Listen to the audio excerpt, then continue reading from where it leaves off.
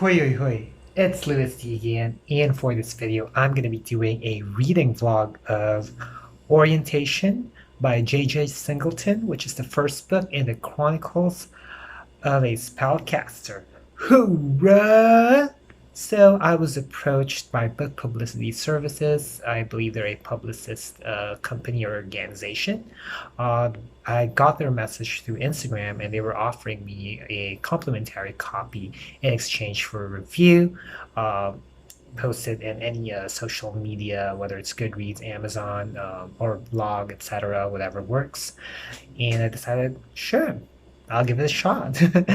And I have no clue about what this book is about, except that based on the message, it says it's a fantasy book. So I was like, okay, let's just go for it. And I got a PDF copy, so I don't think I'll be able to show some clips of me flipping or reading, since I'm using the phone for filming, which is where I would read the ebook. So yeah, just a little heads up for y'all.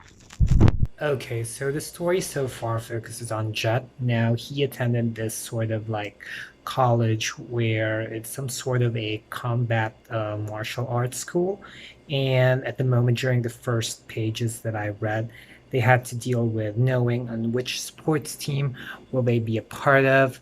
And what's interesting about this story is that, you know, it kind of like shocked us because the reason why Jet was performing really well is because he's a caster, which honestly, usually when it comes to these stories, like if you notice, like the main character would discover something about themselves along the run. Someone would reveal them, you're this, but in this case, Jet knew already who he is, so that kind of like shocked the audience more, which is I think pretty good. And also, yeah, I find it really interesting that this is more of like some sort of a combat, kind of school. And then also we get to know here that Jet intentionally attended this one because he would like to look for a caster. So that's pretty much like the synopsis of this story, and we'll see how it will go. And Kyle, you are annoying.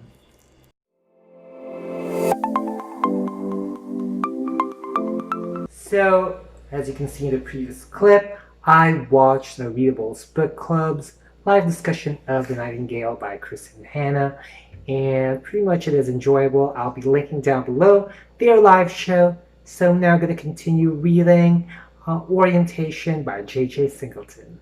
Make sure the shadows don't come up that much. Anyway, so a little bit of a reading update. So now I read a part about the AITS game, and what happens is that, let's say you die in the game and nobody like heals you or revives you, then you will eternally be dead.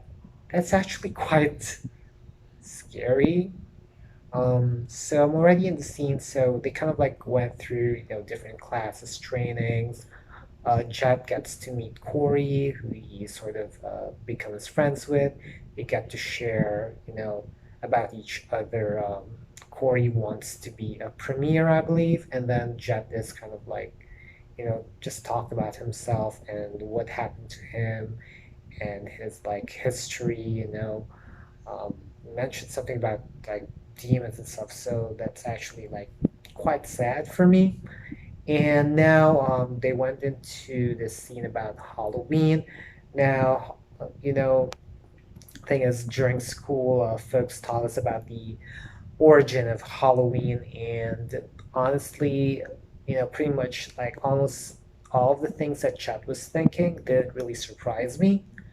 And now they were, I think, going into some sort of a simulation and other tests.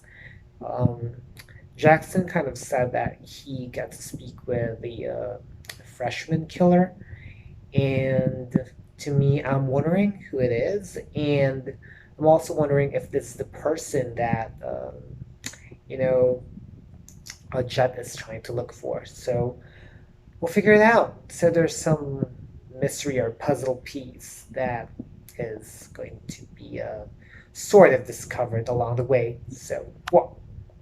Also, a friendly reminder, don't forget to stream 90s Love by NCTU, and I am pretty excited to see Work It. Work It, Work It, Work It. Okay, so another reading update now. Apparently, the freshman killer is not really like the main opponent. And there was something that was discovered about an orb. They call it the Ankh orb. Now, that was like created during the time where when the pyramids were created. And it has this sort of like a vessel where it kind of like resurrects like a soul that is being like done by a caster.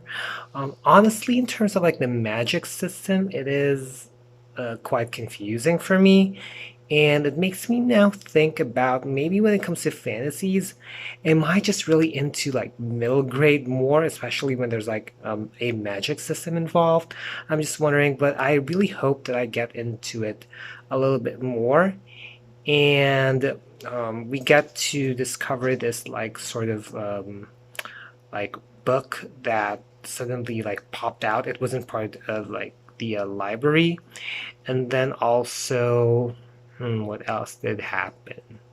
Yeah, and there's this part where Jet was sharing to Jackson about what he learned about the war, and Jackson goes around like, no, no, no, case closed, something like that, which is kind of like, what happens typically in stories where you have that character who like sort of doesn't listen, and then suddenly, who knows, maybe in the next pages, the main character who reveals like a useful information happens to be right. So I kind of have a gut feeling that that's going to happen, where Jackson would realize that what Jet was about to say is great.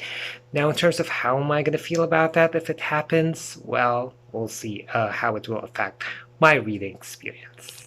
Okay, so in less than 2 hours, I'm going to have a live show for What If It's Us by Becky Albertelli and Adam Silvera for BLouRay Book Club. And while waiting, now I'm just going to give you a little bit of an update. So they played Capture the Flag, and it was pretty intense. And the thing about Layla is that she seems jealous of Jet. And I feel that throughout the story, there's a lot of these folks that are just, jealous and that are just after Jet. Jet has kind of like a chip on his plate and that people are going to be chasing after, kind of like a typical situation, I guess, sometimes in some people's lives. And what I just noticed that there are a lot of people here, and I feel that I'm just wondering who this person Jet is searching, if Jet has already met one of them. So, and then also the conversation that he had with Maya, it kind of makes you think about, let's say, like politics in schools, about who gets who. And there's a lot of award shows going on now, so something to kind of like contemplate about. So, but yeah, pretty much that's what the last part that I read dealt with. So I'll catch folks later. Whoa.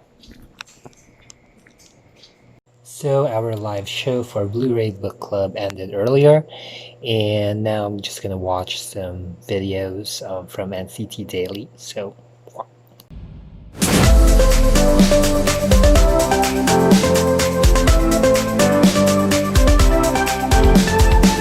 Okay, so some reading update. I really enjoyed reading that part where Jet had like this battle with Cicero. It was really intense. You could really feel, the emotions in the battle. Yep. And then we also get to discover about Mr. Wellworth and his reasons of building, the school, Wellworth Academy, and how it is trying to be, supreme, like way more supreme than Ivy League, and how it's a very challenging school that people, they attend the first semester, and then upon second semester, it gets to be really difficult. So they decide to, most of the folks decide to look for another school. So that's pretty much how No, I have read the book, and the last part that I've read is that um, Judd just has this conversation with his dad and checking how his first semester, went. So we'll look forward now to the second semester, I guess. So, oh yeah, before I end this clip, folks, I'm excited for Resonance by NCT. Yes, I'm really in a lot of NCT fever.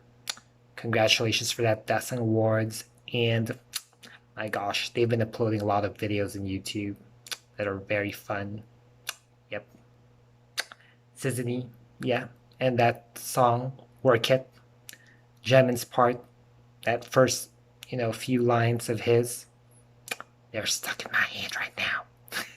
Anyway, I'll catch you folks later.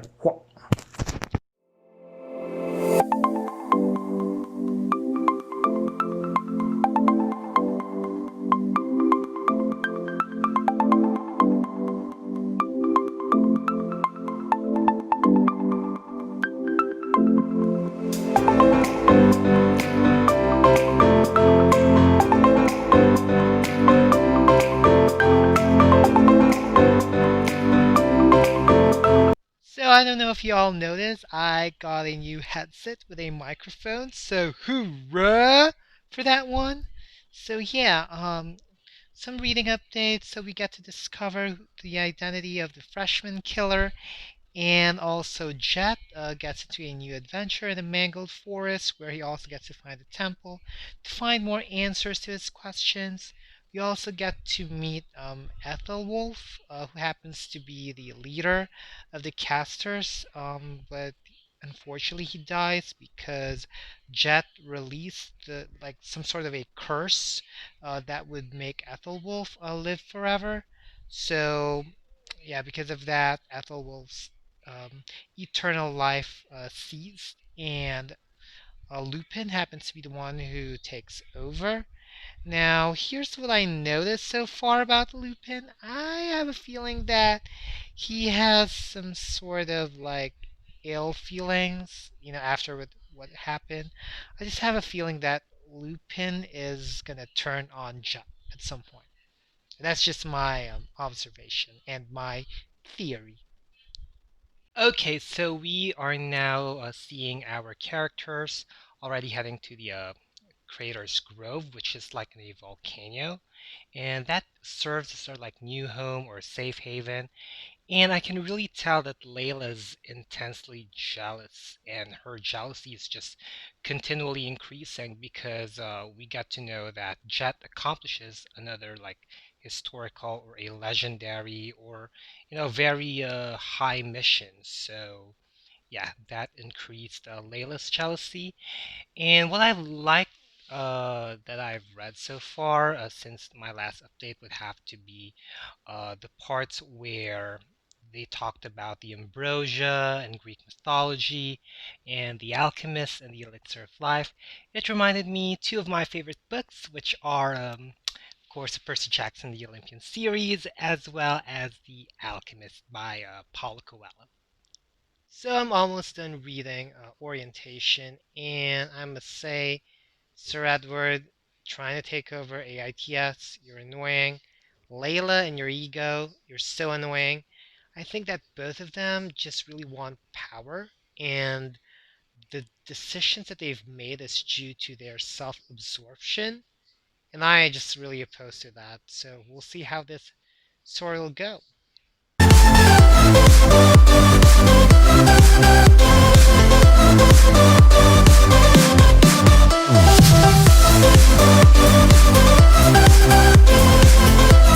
So I just finished reading Orientation, and I'd like to begin with the things that it needs to improve, or the things that were like not so sweet in terms of my reading experience. I feel that overall the narrative has a lot of elements, especially when it comes to the magic system, which I think it will take uh, a lot of time in order to absorb. There were so many elements about it. We're talking about like the characters that are coming in and out, and in terms of how they contribute to the narrative. Some of them were quite excessive, if that makes sense. Like in terms like there were times wherein someone would come and you're not pretty sure if they contribute to the overall narrative. But I guess maybe at that part, that's the point. Sometimes like in life, you just meet a lot of people, and but yeah, I think it's the magic system that to me was something that took time to absorb, or I think it will take one in order to get immersed to. But I have to say now, here are some of like the things that I really like about this book. Would have to be how intense the battle scenes are,